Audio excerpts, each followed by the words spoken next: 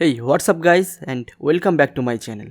আমি মণিশঙ্কর, আর আজকের এই ভিডিওতে দেখাবো যে কিভাবে ভিডিওতে ব্যাকগ্রাউন্ড কিভাবে চেঞ্জ করবেন।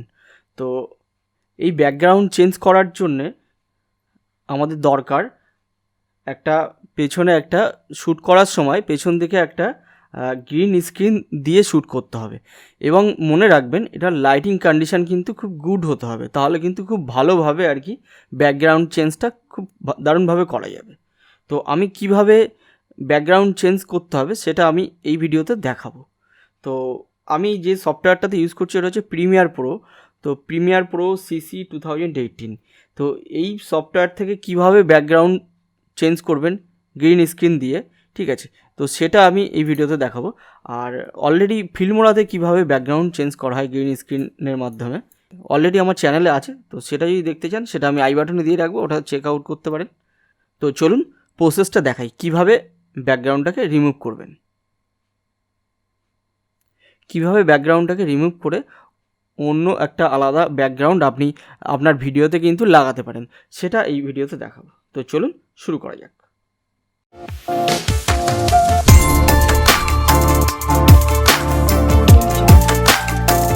প্রথমে আমি একটা মেন ভিডিও নিয়েছি প্রিমিয়ার প্রো CC 2018-এ, ঠিক আছে। তো এখান থেকে আমি এই ভিডিওটা পুরো ভিডিও ছিল, তার থেকে আমি কিছুটা পার্ট কেটে নিয়েছি যাতে আমি খুব সহজে শর্টকাটলি দেখাতে পারি, ঠিক আছে। তো তো আমার এই ভিডিওটা হচ্ছে এই ভিডিওটা, ঠিক আছে। তো ব্যাকগ্রাউন্ড চেঞ্জ করার জন্য এখানে যেটা করতে হবে এখানে দেখছেন যে এই যে এখানে সিকোয়েন্স ফাইলস এবং মিডিয়া ফাইলসগুলো যেখানে আমি স্টোর করছি, এর ঠিক ওপরে এখানে দেখুন লাইব্রেরি আছে। লাইব্রেরি ঠিক এখানটাতে এখানে একটা ক্লিক করতে হবে। ক্লিক করলে কিছু অপশান বেরোবে, সেখান থেকে আমাকে এফেক্টটাকে চুজ করতে হবে। তো এফেক্ট চুজ করলে এখানে কিন্তু এখানে যত রকমের এফেক্ট আছে সব কিছু দেওয়া আছে, এবং এখানে সার্চ করার জায়গা আছে। তো আমি এখানে ব্যাকগ্রাউন্ড চেঞ্জ করার জন্য যেটা সার্চ করব সেটা হচ্ছে আলট্রা। তো এখানে আলট্রা লিখে সার্চ করলে দেখুন এখানে আলট্রা কি চলে আসছে। তো আমরা এই আলট্রা কিটাকে নিয়ে আমরা এই টাইম লাইনের ভিডিওর ওপরে ছেড়ে দেবো। তো এবার দিলে দেখুন এখানে কিছুই বোঝা যাচ্ছে না, তাহলে কি করতে হবে, এখানে আপনার হচ্ছে এরপরে হচ্ছে এফেক্ট কন্ট্রোলস আছে, এফেক্ট কন্ট্রোলসে যেতে হবে। তার আগে কিন্তু এই ফুটেজটা কিন্তু শেয়ার করতে হবে টাইম লাইনে যে ফুটেজটা রয়েছে, ঠিক আছে। তো এফেক্ট কন্ট্রোলে ক্লিক করলে এখানে এই ফুটেজের পুরো এফেক্ট কন্ট্রোলটা খুলে গেল। এখানে দেখুন নিচের দিকে যদি আসি স্ক্রল করে, এখানে দেখুন আলট্রা কির ফাংশনটা বেরিয়েছে। তো এখানে দেখুন এখানে আউটপুট, সেটিং এবং কি কালার যেটা আছে এখানে একটা পেনের চিহ্ন দেওয়া আছে, ঠিক আছে। তো এইটাতে ক্লিক করতে হবে।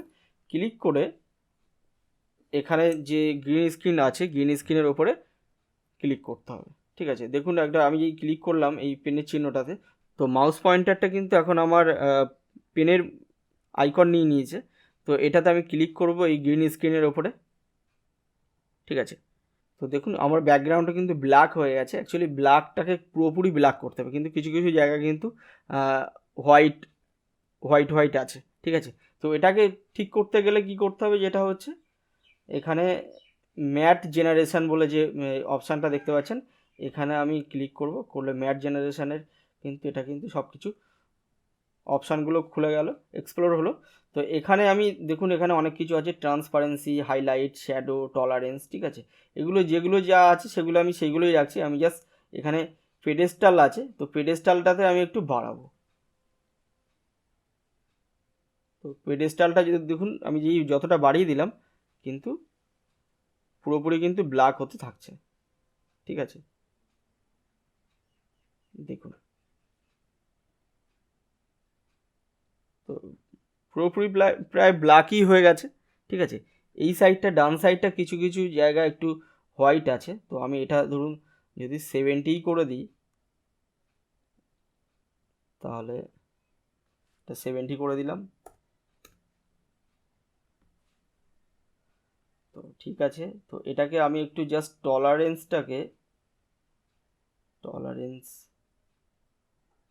যা আছে সেটা রেখে দিই। আমি দেখি এই ম্যাট ক্লিন আপ করার পরে যেটা আছে সেটা এখানে দেখুন কিছু অপশান আছে ম্যাট ক্লিন আপের।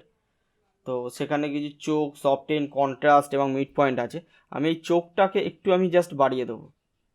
চোখটাকে দেখুন আমি বাড়ালাম, 0 ছিল, 0 থেকে কিন্তু 25 করে দিলাম। তো 25 করলে কিন্তু পুরোপুরি 25 একটু যদি বেশি করলাম, তাহলে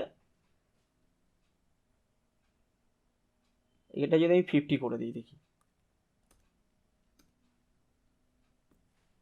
হ্যাঁ 50তে ওকে হয়ে গেছে, ঠিক আছে। তো এটাকে আমি এখন যদি ফুল স্ক্রিন করি, তো এইটা হচ্ছে, দেখুন ব্যাকগ্রাউন্ডটা কিন্তু পুরো কিন্তু একদম ব্ল্যাকিশ হয়ে গেছে, ঠিক আছে। তো এবার এখানে আমি আশা করছি পুরোপুরি ঠিকঠাকই হয়ে গেছে। আমি এখানে এবার আমার ব্যাকগ্রাউন্ডটাকে আমি দিয়ে দেবো, তাহলে হচ্ছে গ্রিন স্ক্রিন কিন্তু চেঞ্জ হয়ে যায়। আমি যে ব্যাকগ্রাউন্ড রাখতে চাইবো সেই ফুটেজটা কিন্তু আমার এখানে দিতে হবে। তো কি ব্যাকগ্রাউন্ডে দিই দেখি। তো আমার চ্যানেলের একটা ব্যাকগ্রাউন্ড অলরেডি আমি একটা ক্রিয়েট করে রাখছিলাম, সেই ব্যাকগ্রাউন্ডটাই আমি এখানে দিতে পারি, ঠিক আছে। তো এখানে আমি এটাকে ব্যাকগ্রাউন্ডটাকে নিয়ে আমি এখানে কিন্তু নিয়ে নিচ্ছি। এখানে অনলি আপনি ফটোও দিতে পারেন, ছবি, ইমেজ যাই হোক দিতে পারেন, সঙ্গে ভিডিওও দিতে পারেন। এখানে ন্যাচারাল ব্যাকগ্রাউন্ডে কিছু ব্যাকগ্রাউন্ড আছে, ধরুন আমি এখানে এই ব্যাকগ্রাউন্ডটা দেবো, সেক্ষেত্রেও কিন্তু হবে। দেখুন দুটো ব্যাকগ্রাউন্ড আছে। তো এটা যেটা করতে হবে, এখানে যে ফুটেজটা আছে আমার, এখানে V1 যে এটা আছে, লেয়ারটা আছে, আমি এই লেয়ারটাকে টাইম লাইনে একটু ওপরে দিয়ে দিলাম, ঠিক আছে। তো এবং আমি যে ব্যাকগ্রাউন্ডটা রাখতে চাইছি সেই ব্যাকগ্রাউন্ডটাকে আমি একদম তার নিচে আমি দিয়ে দেবো। ধরুন এই ব্যাকগ্রাউন্ডটাকে এই টাইম লাইনে এখানে দিয়ে দিলাম। দেখুন এবার আমার ব্যাকগ্রাউন্ডটা কিন্তু এখানে শো করবে, দেখুন পুরোপুরি শো হয়ে গেছে।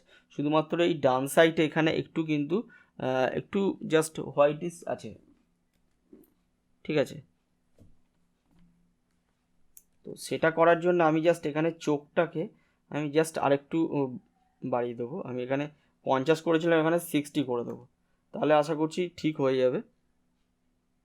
তাও একটু আছে, আমি একটু দেখি কন্ট্রাস্টটাকে একটু সামান্য বাড়াই, ঠিক আছে। এটা জাস্ট অ্যাডজাস্ট করার ব্যাপার, যত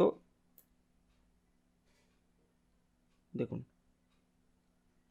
কন্ট্রাস্টটাকে আমি তো বাড়িয়ে দিলাম।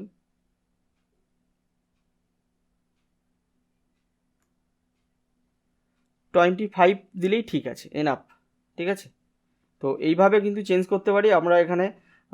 এখানে হচ্ছে ম্যাট জেনারেশন এবং হচ্ছে ম্যাট ক্লিন আপ যেটা আছে সেইটাকে কাজে লাগিয়ে কিন্তু আমি এটাকে কিন্তু পুরোপুরি কিন্তু মানে ব্যাকগ্রাউন্ডটাকে কিন্তু একদম চেঞ্জ করিয়ে দিতে পারবো। তার জন্য আমাদের গ্রিন স্ক্রিনটাকে ইউজ করতে হবে, এবং গ্রিন স্ক্রিনে যখন শ্যুট করব তখন কিন্তু যদি লাইটের কন্ডিশানটা খুব ভালো হয়, মানে যে গ্রিন স্ক্রিনের বিভিন্ন জায়গায় দেখা যাচ্ছে অনেক সময় কি হয়, মানে কোথাও মানে একটু বেশি হোয়াইট সাদা হয়ে যাচ্ছে, কালারের মানে টোনটা যদি ডিফারেন্স টাইপের হয় তাহলে প্রবলেম, সেম টাইপের টোন থাকলে সেক্ষেত্রে চেঞ্জ করতে সুবিধা হবে। তবু খুব সহজে কিন্তু এখানে চেঞ্জ হয়ে যায়, ঠিক আছে। তো এখানে দেখুন এই তো এইভাবে করলাম, প্রসেসটা এইভাবেই। তো ব্যাকগ্রাউন্ড আমি এখানে দুটো ব্যাকগ্রাউন্ড নিয়েছি, আমি চাইলে ভিডিওও দিতে পারি, যেমন ইচ্ছে সেখানে এখানে দিয়ে দেবেন, ঠিক আছে। এবং আমি এই ব্যাকগ্রাউন্ডটাও এখানে একটা রাখি।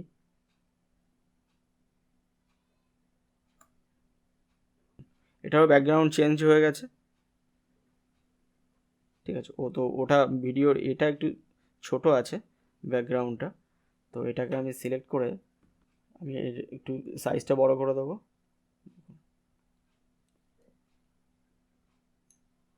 ঠিক আছে। জাস্ট চেঞ্জ করে দেখানোর জন্য আমি করলাম, না করলেও হতো, ঠিক আছে।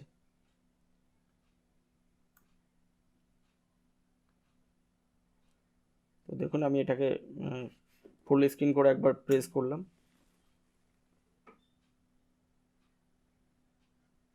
ঠিক আছে। যেহেতু এটা মানে ইয়ে চলছে ফুল মুডে, কিন্তু ল্যাক হয়ে চলছে, ঠিক আছে, ল্যাক করছে যেহেতু কনফিগারেশনের উপরে আপনার এই মানে ফ্লুয়েন্সিটা কিন্তু ডিপেন্ড করবে, ঠিক আছে।